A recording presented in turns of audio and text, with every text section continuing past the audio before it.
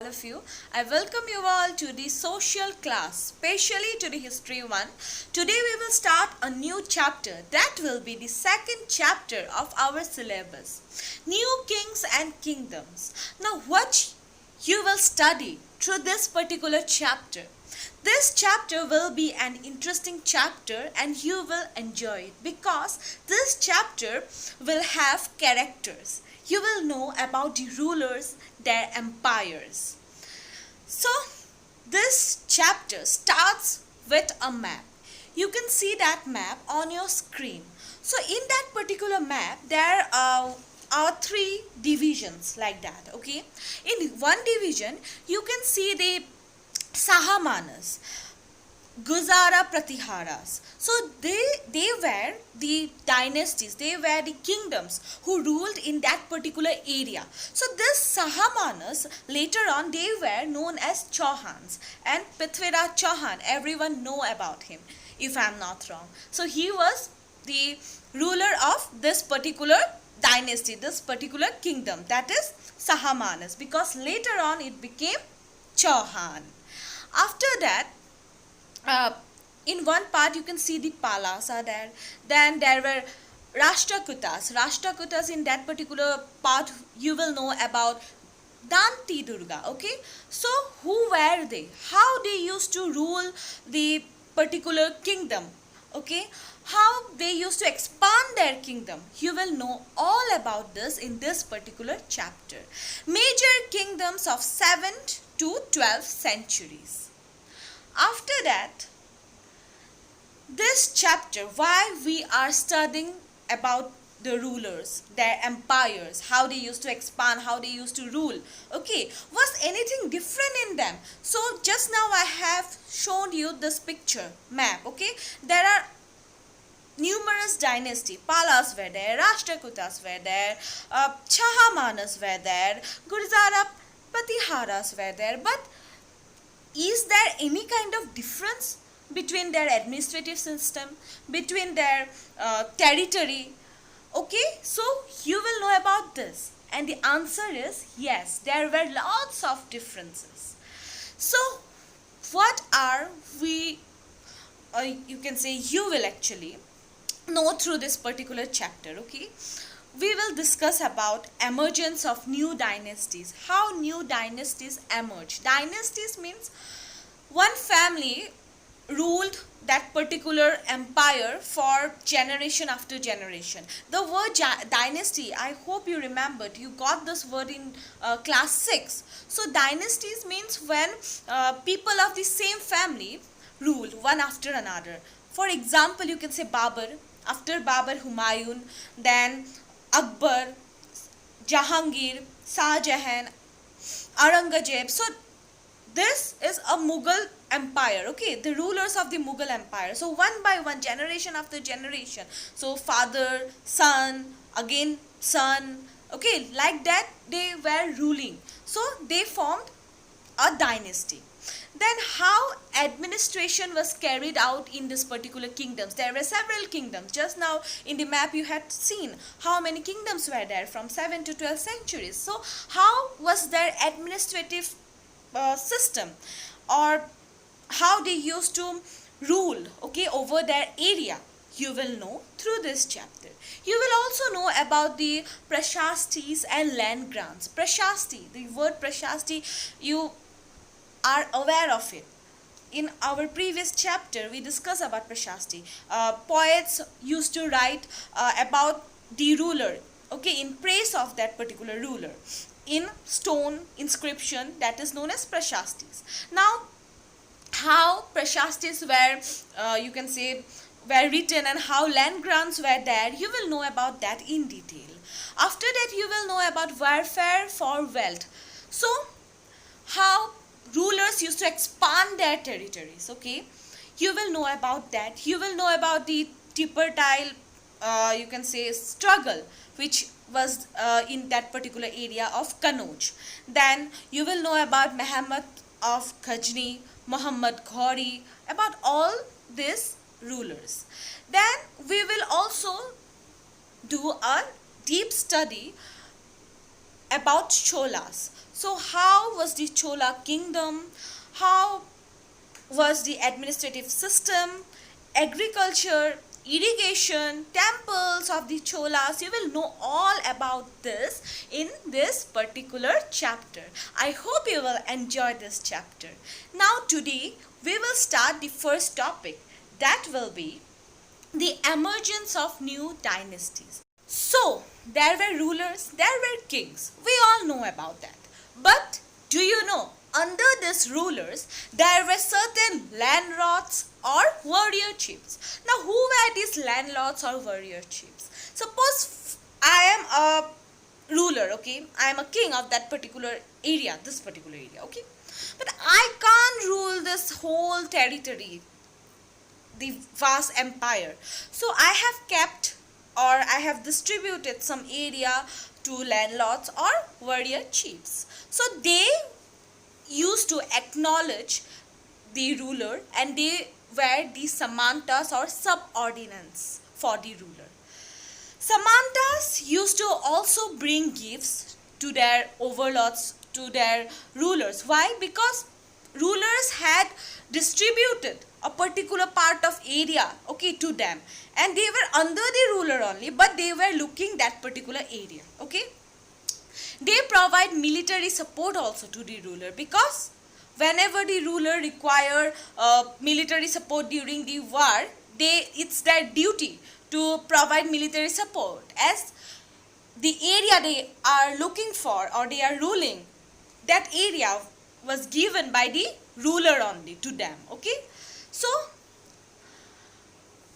with the passage of time, the situation changed. Now how the situation changed, you will know that also. These particular landlords or warrior chiefs, they became powerful, okay, and when they became powerful and gained wealth, they declare themselves to be independent, okay. Now their mindset changed with the development. Now they doesn't want to be the part of that particular kingdom, rather they want to establish their own you can say dynasty, okay. So this Samantas, when they became powerful, they were known as, and they declared themselves as Mahasamanta, Mandaleshwara. So sometimes they used to gain so much power that they say themselves to be independent. This kind of things really happened in medieval era. That is why there were Rashtrakuta chief Danti Durga, okay. Now who was he? You will know that also in detail. So you can see a map, okay, on your screen. This map shows the Rashtrakuta Empire. The Rashtrakuta Empire was established by Danti Durga. Danti Durga was actually a chief, okay, under Chalukyas. Chalukyas of Karnataka was the overlords of chief Danti Durga, okay. But he became powerful with the passage of time, and in the mid 8th century, Danti Durga overthrew the Chalukya and formed his independent dynasty or independent empire, you can say like that. And he was not from the Kshatriya caste. So he performed Hiranya Garbha, the golden womb. Okay, this is a particular ritual performed by non-Kshatriyas to become Kshatriya. Okay, so in this way, Danti Durga established an empire or dynasty by overthrowing his overlords, that was Chalukyas of Karnataka. Now, was it is important to be Kshatriya to become a ruler? A question arises in our mind, because just now I said that Danti Durga performed a particular ritual like Hiranya Garbha, okay, to become Kshatriya. So was it is important to be Kshatriya to become a ruler? The answer is no, because there were also non-Kshatriya rulers in medieval era. Men from enterprising family means the Vaishya. You know na, the caste system. Brahmanas were at the top. After the Brahmanas were the Kshatriyas, then Vaishyas, then Shudras. So enterprising families, the people, okay, the families of, you can say, Vaishya caste, use their military to carve out kingdom, use their military power to form or to establish kingdom. For example, Kadamba, Mayursharman and Guzara Pratihara, okay. So this were the dynasties formed by the non-Kshatriya rulers, you can say like that. Because Kadamba, Mayursharman used to rule, okay, over a particular area, and you can see where was the area in the map. It was showing how he established his empire by overthrowing his overlords, okay. And he was from Vaishya caste, he was not Kshatriya. So it is not important to be from Kshatriya caste to become a ruler. Even Harichandra was there, okay, who formed or who established Gurjara Pratihara dynasty, and he used to rule over, you can say, Rajasthan area, okay. And he belongs to Brahman caste. He was also not a Kshatriya ruler. So from this two example, we are clear now that to become a ruler, it is not necessary to be from Kshatriya caste always. So Kadamba Empire established by Kadamba Mayursharman, and he used to rule over the area of Karnataka, as he established his kingdom by overthrowing his overlords, and he was from Vaishya caste. Another example was of Gurjara Pratihara, where Harichandra, he was a Brahman or from Brahmana caste, and he established his kingdom in Rajasthan area by overthrowing the overlords. So in this way, there were also non-Kshatriya rulers who ruled India during the medieval era. I hope you have enjoyed my today's session. But before, let's do a quick recap, okay, before signing out. So the emergence of new dynasty, here we had known that how there were rulers and there were vast areas under the rulers, and they can't rule so vast territory, and they used to distribute their territories among landlords or warrior chiefs. Now landlords or warrior chiefs used to be under this kind of rulers only, and they were known as subordinates or samantas. They used to provide gifts, okay, and military support to the kings, because kings only gave them that particular reason to rule. So kings were their overlords, you can say like that. But with the passage of time, the scenario changed. These Samantas became more and more powerful, and they declared themselves as Mahasamanta, Mandaleshwara, and even independent, and formed their own empire.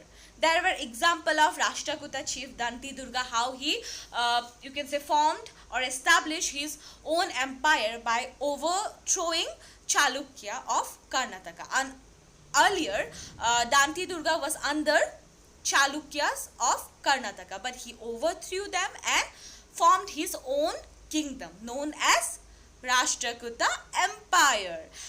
But he performed Hiranya Garbha, the golden omed. Okay, this was a kind of ritual performed by him to become a Kshatriya, because he was from a non-Kshatriya caste.